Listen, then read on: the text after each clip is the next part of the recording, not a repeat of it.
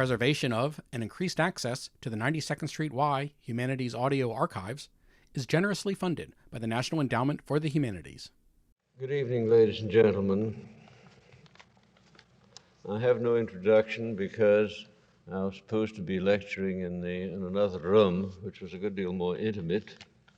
I'm gratified that we had to move. The subject to which the series is to address itself is interaction between different strands of culture and towards the end of antiquity, the eastern end of the Mediterranean. We will be looking mainly at the Hellenistic age, which is to say the centuries following the conquest of Alexander the Great at the end of the 4th century BC, because though these contacts had gone on for millennia before, the pace was very suddenly accelerated at that time, and more important, because during the Hellenistic age, at least in my judgment, the outlooks which have determined the contours of Western civilization first took shape, so that if you look at classical antiquity, or if you look at the ancient period in the ancient Near East, you will find it impressive, of course, but a little stark and a little remote. When you move in the Hellenistic age, you feel right at home. 'Tis like another country of Europe, a foreign country to be sure. We have learned in our time to be very receptive to the idea of one world. We know that there are mutual influences from country to country, and that these influences move very quickly because of our improved communications. Our problem is to maintain whatever native values we have, at the same time learn from the rest of the world. We've learned also that antiquity was one world in the same way. At least we've become receptive to the idea. I still can remember my own early education, where I was told that sacred history began with Abram and secular history began with Homer, and the two proceeded by insulated channels and never touched each other except pretty late at the time of Christianity, when they touched each other with hostility. My own impression is that these two peoples were very like. They're almost like siblings. This contrast, this dichotomy, which Victorians drew between Hellenism and Hebraism is at least an oversimplification. Because if you conceive of Hebraism as being concerned mainly with relations with the supernatural, with the divine, I would say that there's not a single page of Greek literature, of Greek poetry, which is not similarly concerned with relations with the divine. And if the Greeks are concerned with beauty and with politics and with things of that sort, with secular things, of course the Hebrews also fought battles and occasionally won them. They also created political institutions, and they also loved and wrote magnificent poetry. So that what we are dealing with is, rather than two alien bodies that are unknown to each other, hostile to each other, we're dealing rather with sibling rivals. And of course, the differences in siblings do become terribly important.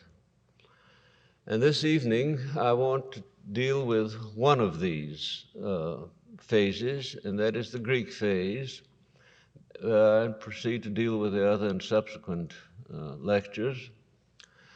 This is not a very easy thing to do. It reminds me a little bit of the man, I think, in Dickens, who was told off to write a paper on Chinese philosophy, and his procedure was to read the encyclopedia article on China, and then read the encyclopedia article on philosophy, and put them together. This is not the best way to do it.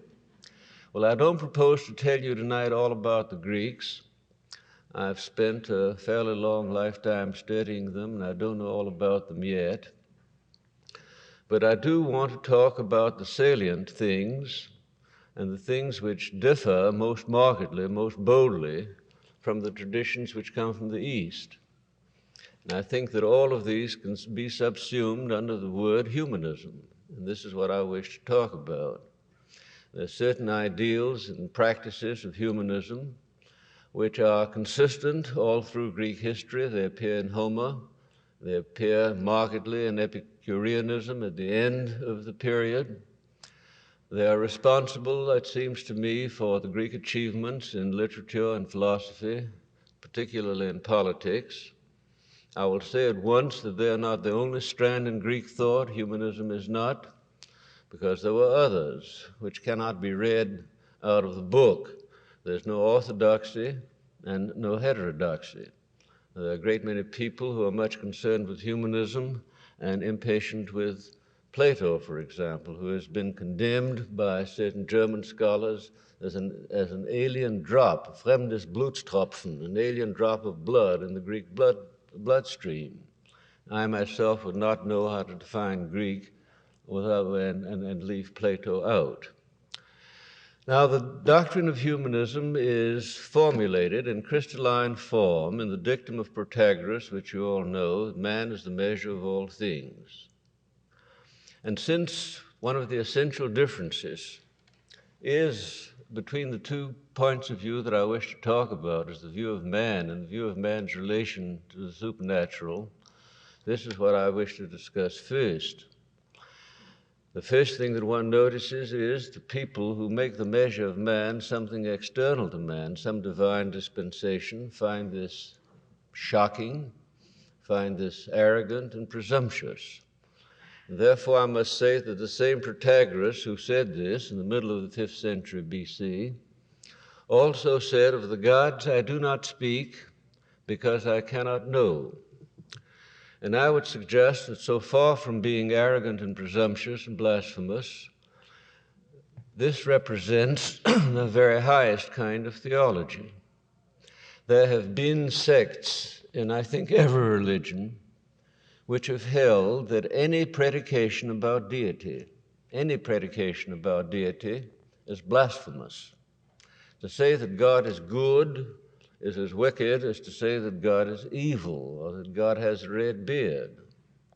Because in the absence of a revelation, which the Greeks did not have, how can you know? And if you are so sure, isn't this an impertinence and a presumption in itself? And in the Greek view, the sphere of the gods and the sphere of men is disparate, is diverse. Man knows that 2 and 2, for example, makes 4. And the ordinary practice that we have is to watch the world, and if the divine dispensation seems to make 2 and 2 equal 4, we applaud and say, "Well done, God," and hand out a brass button or sing a hymn. But how can we know? Perhaps God's arithmetic is 2 plus 2 is equal to 5. Perhaps he operates by non-Euclidean geometry. This does not, however, mean that man must assimilate himself to God's ways to find out what they are, because the spheres are disparate. He has got to go on making 2 plus 2 equal 4.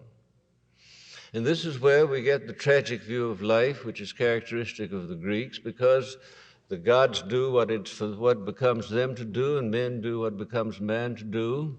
And if a man behaves well as man, and is nevertheless tripped up by forces which are outside his control, indeed outside his understanding, there we have tragedy.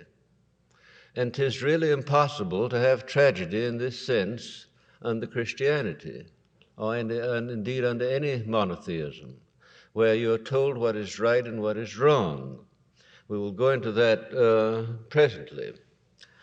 You can see from the interventions, the kind of interventions that you have, say in Homer, of the divine in the affairs of men, just how the wind blows, because you don't have miracles interrupting the path of nature. The sense they're anticipating Spinoza, God cannot work a miracle. He works by nature, through nature, and he cannot be contrary to himself. And the typical intervention is of a man being able to operate at his most efficient. He's hitting on all cylinders. All of his pores are opened. And I think this is important to realize. You do not import a miracle interrupting the ways of nature, but you emphasize a man's humanity. For example, or you can even have gods that are indifferent to men. In fact, they all are.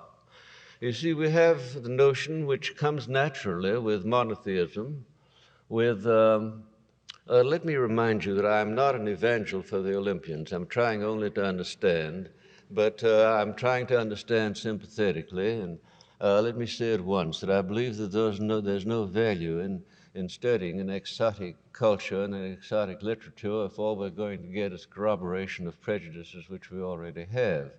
The best way to corroborate them is by looking at something else and then deciding that you like this or that you don't. But I'm terribly afraid I sound as if I were a hot gospeler for the Olympians. But the point that I was making is this, that the gods seem as if they ought to be very close to man because their emotions are the same, their physique is the same as human. They should be very close, and in fact, they are more remote from man than is the transcendent deity. Because there's one very great difference. They live forever, and they're very beautiful, and very young, and they stay young. And this makes a greater gulf, it seems to me, the greatest gulf possible.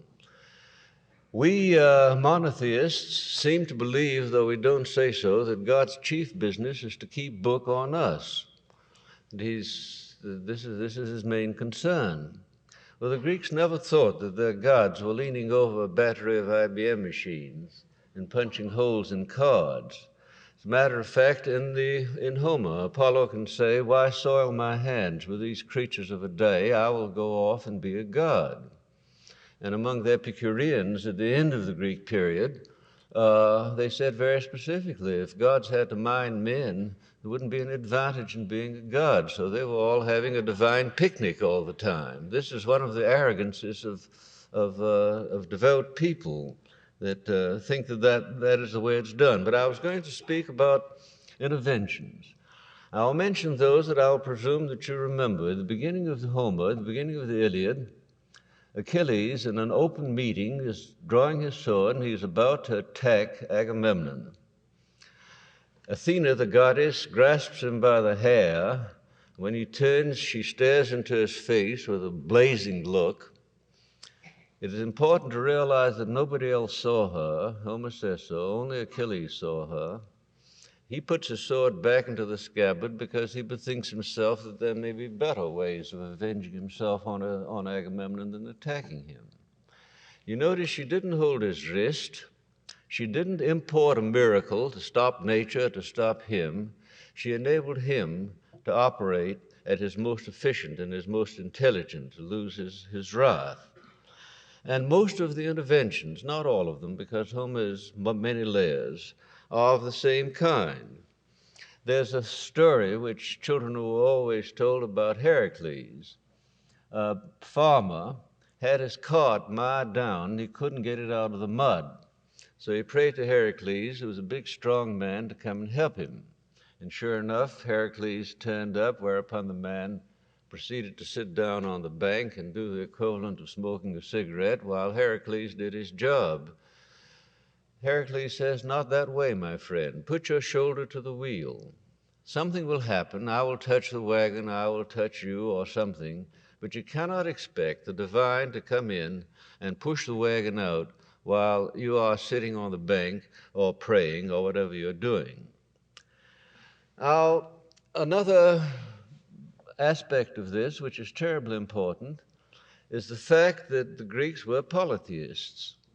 Now, this is terribly hard for us to realize what polytheism means, because we are all monotheists. It doesn't matter at all what the state of our belief is. We might be atheists, but if we are atheists, what we disbelieve in is one God, not a multiplicity of gods.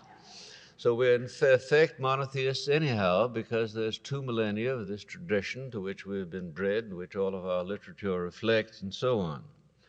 But if you've got polytheism, and as the Greeks had it, they're not only a multiplicity of gods, but they're various categories of gods.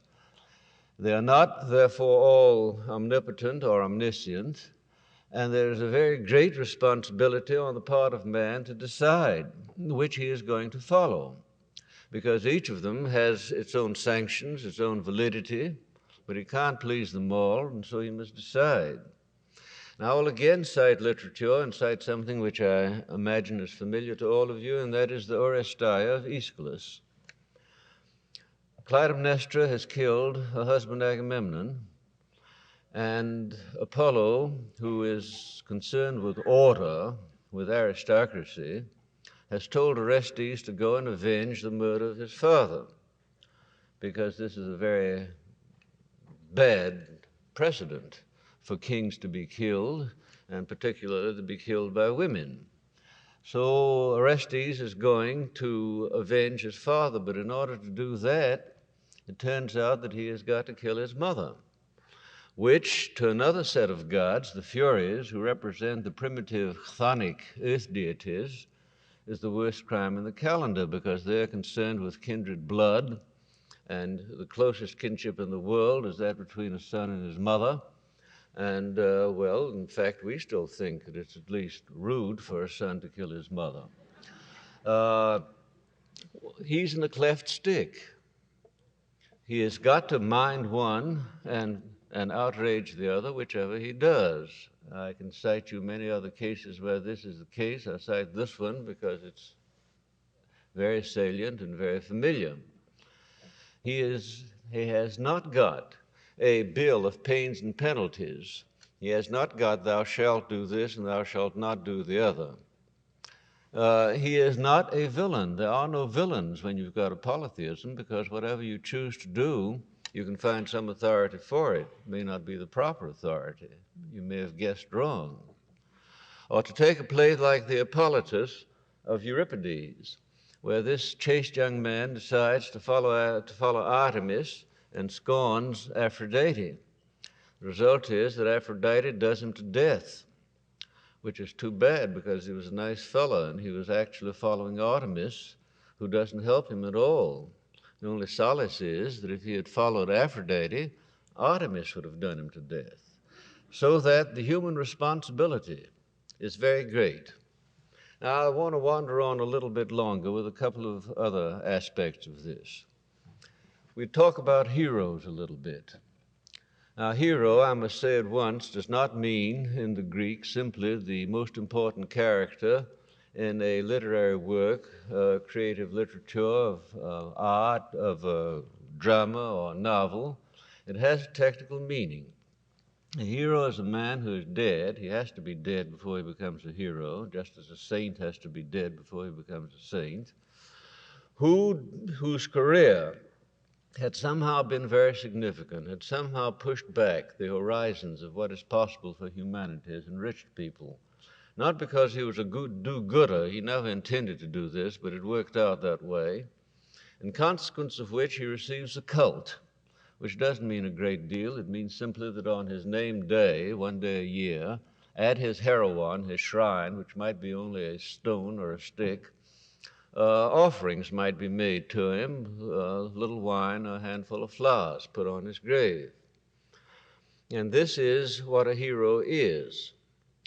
We will look at a few of them later. It's interesting to see the analogs among other peoples. Originally, the hero was doubtless a ghost, the anthropologists tell us, and the offerings were intended to allay the ghost. He might come back and do you some harm, and so you give him something to keep him quiet. But other people had similar institutions. For example, an important man among the Egyptians was embalmed, mummified, and then a spare head of stone was put in case the first one deteriorated. And if he was rich enough, a second stone head might be put in case the original stone head deteriorated. And then this was all sealed up. This was for the use of the deceased and nobody else, which is quite different, let's say, from our celebrating the birthday of George Washington or Abraham Lincoln. We eat chocolate hatchets and cherry pies towards the end of February, not to do George any good, he really doesn't need it, but perhaps to do ourselves some good, to have in mind a distinguished and beneficial career, which we're grateful and from which we profit. We go on and look at saints, which is an institution very closely analogous to the hero. The saint also has to be dead, and he also receives a cult for an extraordinary career.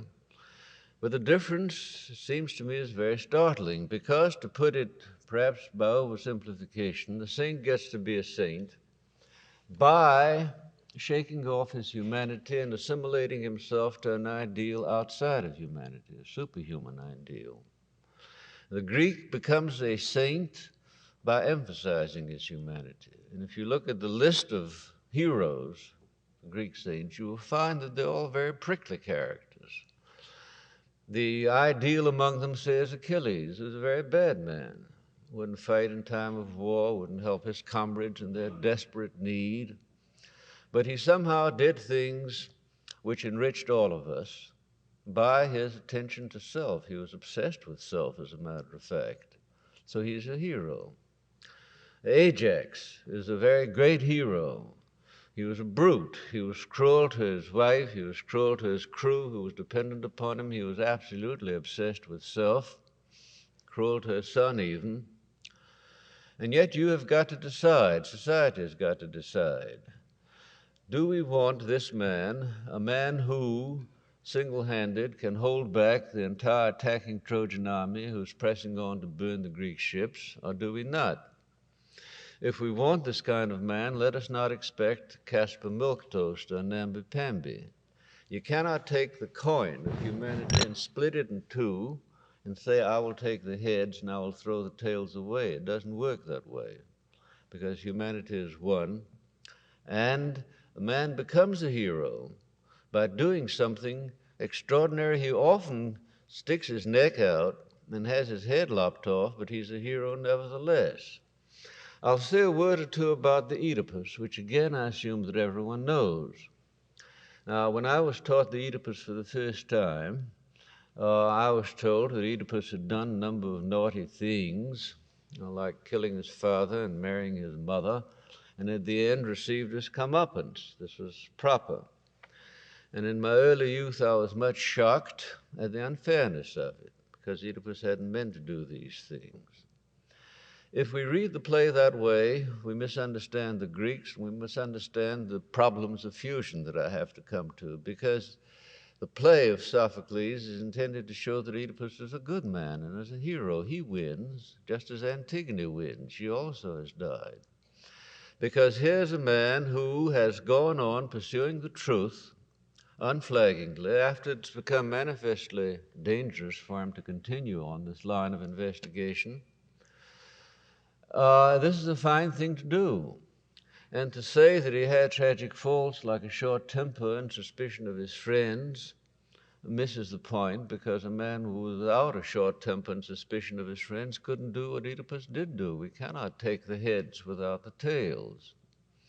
So, as I said before, this is tragedy. The man has done what is for a man to do, and he's done it magnificently. If there's a villain in the piece, the villain is obviously Apollo, but Apollo cannot be a villain because he works by non-Euclidean geometry. 2 and 2 make 5 for him, and we can't answer questions. And this is the tragedy of human life, and this is why all of Greek literature is permeated by the sense of the tragic. Another thing that Man the Measure does is it has to do with attitudes towards institutions, towards tradition. We shall see that in one respect the Greeks were as tenacious of tradition when it had to do with questions of style, of human behavior, as anybody in the world ever was. But in institutions, traditional institutions, they were extraordinarily latitudinarian, cavalier. Practically all of their great heroes turned out to be traitors and so on. Well, here it's very important to understand one dichotomy brought in by the same sophists who talked about man the measure of all things, between physis, which means nature, and nomos, which means law or convention. Everything in the world and everything in it, you have to decide, is it so by nature or is it so by convention? If it is so by nature, let's say gravity or the force of electricity, there's nothing you can do about it. You've got to accommodate yourself to it. But if it is so by convention, there's nothing against convention. The conventions were established for good and expedient reasons. When they cease being expedient, not only may you, but must you change it, because it has no authority but the authority of man. I spoke of there being more than one strand in Greek thought. Of course, the Greek has Hesiod, for example, with the ages of man, and you start with the golden age, with a wonderful civilization given by the gods, and you go down to silver and brass and iron and so forth.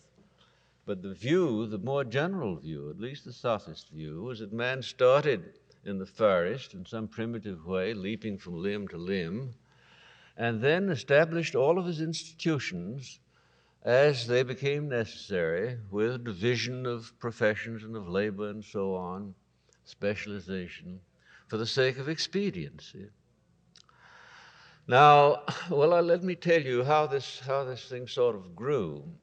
One of the earliest texts where we can see it made explicit, again, it's implicit from Homer on, but where it's made explicit is in the Doctor Hippocrates. If there are any physicians in the gathering, they will remember that they swore a Hippocratic oath one time. Well, this was a pretty good doctor. He was more of a scientist than a healer. And he did some anatomy, and he came out with what was a very startling position, a conclusion. He said, you know that men all belong to the same species, that it is not as we thought, that Africans or Asians or Greeks were different from one another. They're the same because they eat food and digest it the same way, and they produce sounds the same way, by the same kind of mechanism. Therefore, they're in nature one. The differences are due to environment, to circumstances. And this is all that he wanted to say. He was an anatomist.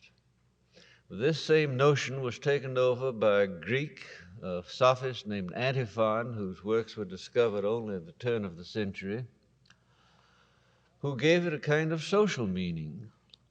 He said, classes, nobles and commoners, Athenians and Spartans, freemen and slaves, are actually the same species in nature. They're not different. The differences between them are only conventional differences, and therefore can be abandoned. I don't want to go into illustrations of this in the plays of Euripides, but I might mention the Medea, who is pushed to do very extreme things, like killing her own children, because she's been badly abused. She's been badly abused because, A, she's a woman, and B, she's a foreigner. And Euripides, who is operating always with nomos and physis, is saying as strongly as he can that the disabilities under which we place women, under which we place foreigners, under which we place the illegitimately born, have no basis in nature. They're just like any other people. These are conventional things. When the conventions cease being useful, they can be changed. And I think this is quite an important aspect of the humanist code. A couple of other little things. I'll just take one incidental point.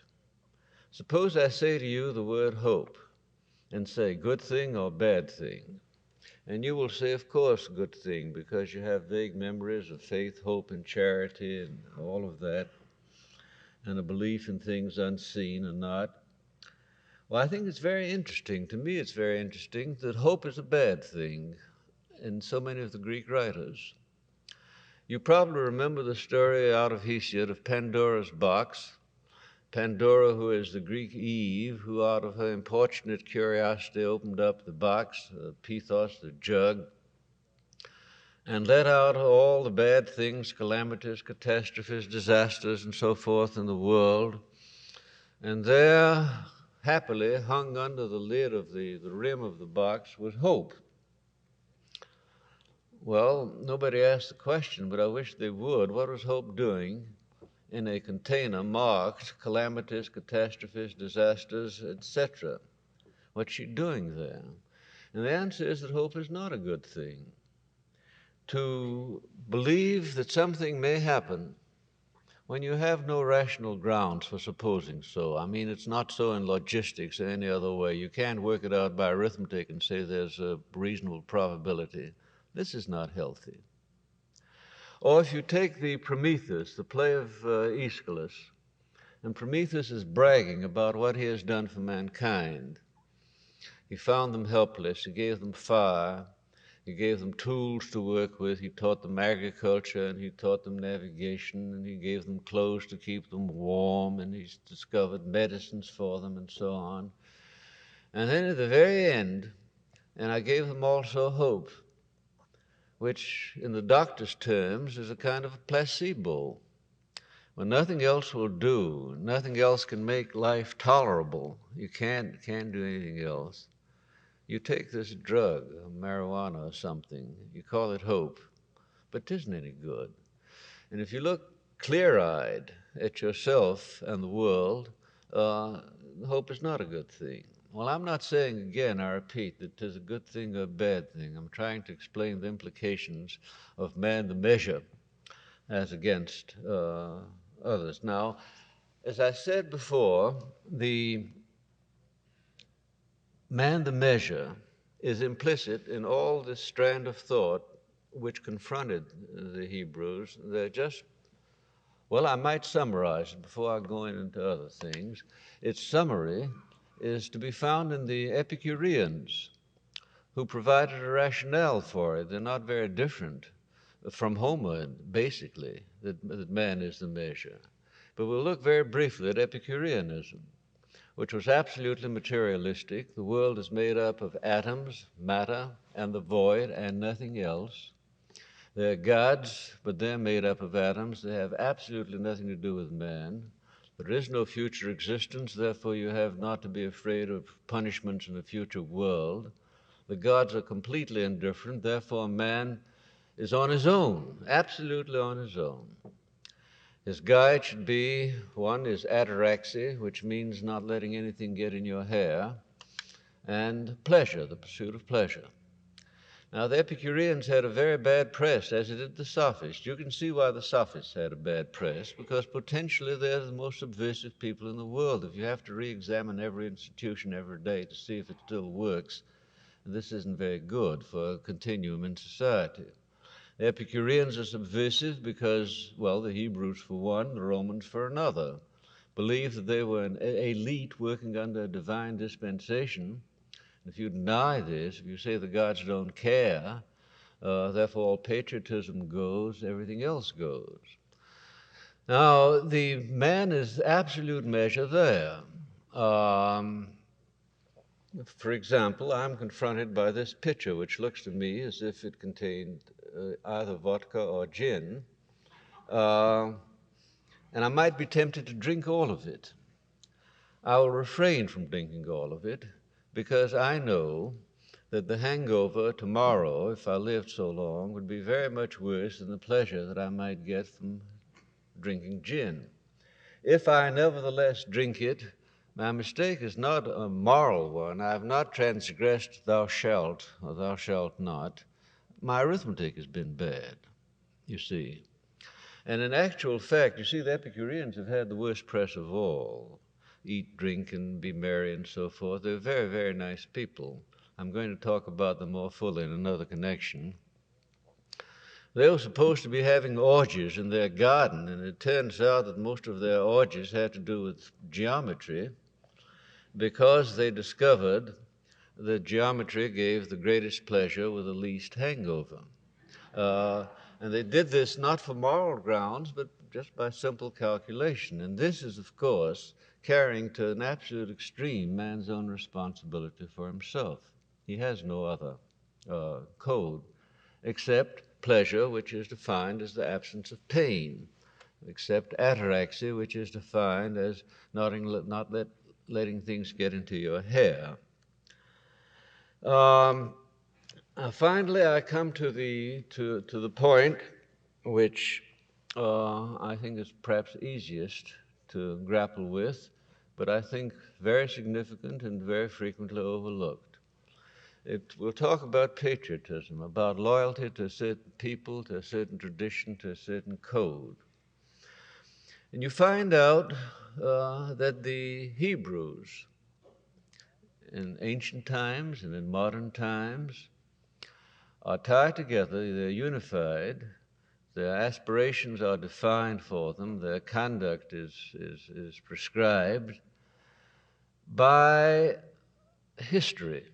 History itself is a kind of a national charter which defines their nature as a people. I may say that the Romans operated exactly the same way. Livy's history is intentionally a kind of a scripture. Virgil is intentionally a kind of a scripture to create a sense of unity, to define the people, to define their aspirations, their duties, and so on. Now, the remarkable thing is the Greeks had nothing like it. They did not regard themselves as an elite. They were very proud, as I shall say presently. There wasn't even a geographical definition because they were divided into city-states, which were as independent as are the sovereign states of Europe. It's all on a smaller scale, but they were very jealous of their independence. And there's actually nothing. There's no common history, no common scripture, no charter to hold them together. The only thing that did hold them together was something that I should like to call style. There was a certain style to which they were extremely loyal. It was the style of Greekhood, and they defined being a Greek. But there's no authority to exact it at all.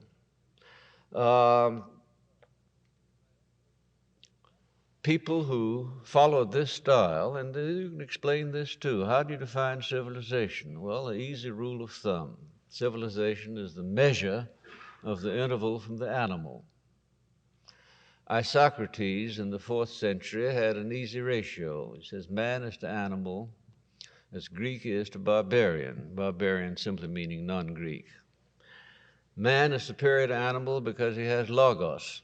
And logos means reason, it means word, it means discourse, and the animal, of course, has not. Greek is superior to barbarian because he has subtle, profound, numerous, and most of all, stylish logoi, and the barbarian does not. He can just blurt out what he has to say, and it's all very simple. And the reason that the Greeks are better than anybody else is because of the superiority of their logoi. I hasten to add, because my theme is going to be fusion, that Isocrates, even in defining Greek, said we do not define Greek by race. We define it by education. Any non-Greek who has enjoyed Greek education, who has read the Greek books, is an honorary Greek.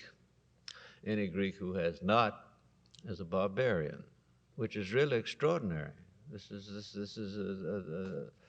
Well, we have something like that about an Amharic, but we'll come to that later, that an ignorant man does not really belong. Now, where do you find out about Greek style? Where is this? Well, the repository of style is a library of books, which were reduced almost to a canon. Here's where we get very, very close to certain Hebraic ideas. These books, if you study these, you will absorb this particular style, which sets you apart from other men, which makes you akin to this particular group. It is a set of books, which is almost, as I said before, canonized into a special collection, a special kind of library. And to me, one of the most interesting things is that in the Hellenistic age, when the Greeks did the most wonderful thing that they did ever, that is in a practical sense. I think their literature and philosophy is quite wonderful in another sense. When they Hellenized the entire ancient Near and Middle East, peoples who were originally not an empty continent, you know. It's not like the English coming to America, but a thickly crowded population, sophisticated, the heirs to an ancient culture from which the Greeks themselves had learned. And these people were very soon talking Greek and reading Greek books and calling themselves barbarians, incidentally.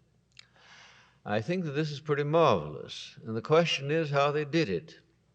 They did it because any place that the Greeks settled in the Near East, one of the first things they did was to establish a school, a gymnasium. The object of the school was to perpetuate the values of Greekhood. They're in an alien country and they've got to be themselves. So there's a certain amount of calisthenics and there's a certain amount of music, but mainly there are books. And books, not modern books or practical or technical books, but, if you please, the ancient classics, and mainly Homer, which was the mainstay of education. And I would remind you that Homer is as ancient to people in the 3rd and 2nd century BC as he is to us, because after you pass 500 or 600 years, it doesn't matter. The book is old anyhow. The question is, why Homer? People have spoken of Homer as being the Bible of the Greeks. This is very wrong because it never claimed any divine authority, but in the sense that everybody knew it and that it kept the people together, it was. And the reason they studied Homer, obviously, is not to learn about a little parochial war that didn't amount to anything, that was legendary anyhow, but to learn Greekhood. It's the repository of a particular kind of style, which becomes very important. Well, suppose we look at what this style is like. We take the character of Achilles. Now, let me add as a footnote that all of these things that I'm talking about rather at full length, I'm doing with a view to preparation for what I propose to say later, because in each case I want to have something to compare it with. But when you look at Homer, and your hero is Achilles, and Achilles is a man who was given a choice for a short and glorious life, or a long and commonplace one. And he deliberately chose the short and glorious life. By doing so, he transcended reflexes, animal reflexes, because animal reflex is to live as long as possible. It is exactly the same thing as in another spiritual climate, turning the other cheek or walking the second mile. But this is the important thing. He is a man who is always highly conscious of his style. I don't want to go over the whole poem, 9th book, or particularly the 24th book, when he returns the body of Hector. His whole soul is concentrated on his lust to abuse the body of Hector, and he finally brings himself to return it to Hector's father, Priam, which is the high place of the Iliad, and one is tempted to say one of the high places in all of Western literature. And he has always got his style. When he abdicates his style, he knows it. When he's about to fight Hector, and Hector offers to parley with him and says, "Let's you and I make a pact. I will agree if I kill you to return your body to your people for proper burial, and do you agree to do the same for me?" And Achilles says, "We can't make a pact any more than animals can." I think this is significant. I've stopped being Achilles. I'm now an animal. I can't make a bargain with you at all. And you can go on and get many examples of the same thing. This is the important thing. This is a kind of civilization. This is a kind of code. It's a heroic code. It's an aristocratic code. But this, rather than, well, what is implied by revelation, what is implied by sacred history, what is implied by contractual obligation, is a very important difference. This is the field where we've got to get together in certain particular ways. I might go on and say that Homer, primitive as he is, of course he's primitive. You wouldn't want to live with a man like Achilles. You couldn't. You might want to live with an Aeneas, who is a European hero, who's been softened a little bit and is carrying on a mission, but not this self-obsessed person who stands out as a model of something else. The other thing is the terrible importance of style in literary expression. Now, this may seem absurd, but it's terribly important. I mean, the great lesson that was learned from Homer is that if a man has something significant to say, he must not blurt it out, he must clothe it in appropriately dignified language, something that's suitable.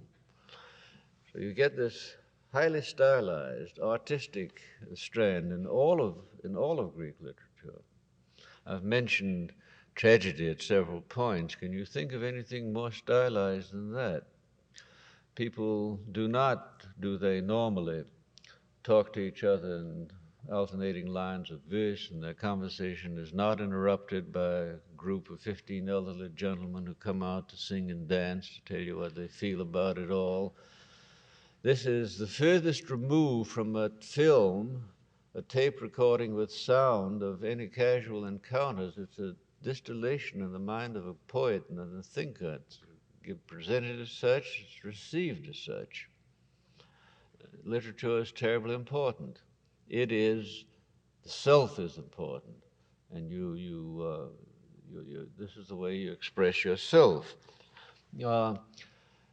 One of the characteristic things of this whole way of thinking, I mean, you look at Achilles and you say, well, this is terrible, he's so self-centered, till you realize that there are verses, there's a couple of verses in the Iliad.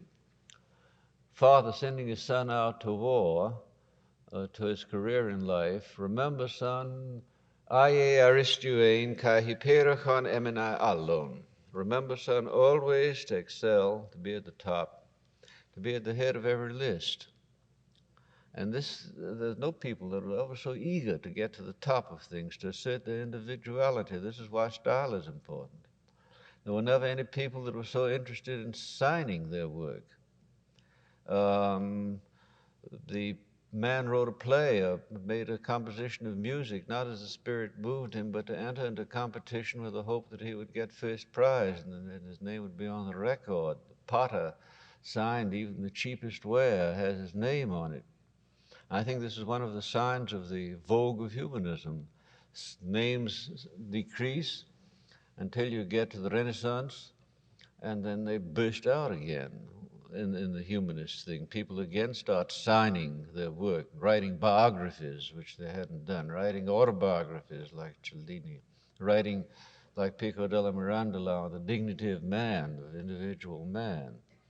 And you see, well, I could close and perhaps even offer a transition to another theme. When people are absorbed in an obligation, in an institution, in serving an institution like, well, even Aeneas was, the individual recedes. You don't have this great emphasis. In the books of the Apocrypha, which have always been a special concern of mine, there are two books of the Maccabees, as you all know. We shall have to be referring to them presently. First Maccabees, they're extant, of course, only in Greek. The first Maccabees is a translation out of a Semitic original, either Hebrew or Aramaic. 'Tis written according to Greek modes of historiography, perfect. But it is anonymous. It isn't signed. None of the apocalyptic books that were written in the intertestamentary period are signed by the author's name. If you give a name, you give a name which is wrong, actually, like Solomon when he couldn't have written it, to give the book credit. Second Maccabees is a Greek book. It is an epitome, an abridgment of a book originally written in Greek. It is proudly signed. Jason of Cyrene wrote this book. I think that this is another aspect of it. I believe that on the whole I've given enough specimens. Now I don't pretend to have covered all of Greek civilization, but those aspects of it which I think are interesting to have in hand before one attempts to make any appreciative estimate of the contact between the two, these are the things that matter. Humanism is not the only strand in Greek thought, but it is a significant one, and it is also the one at the polar opposite of the other strand with which it had to come to terms, with which it had to make peace, and the amalgam of the product of which determined the character of Europe. And I think that the next time what I will talk about is the actual contact. Thank you very much, ladies and gentlemen.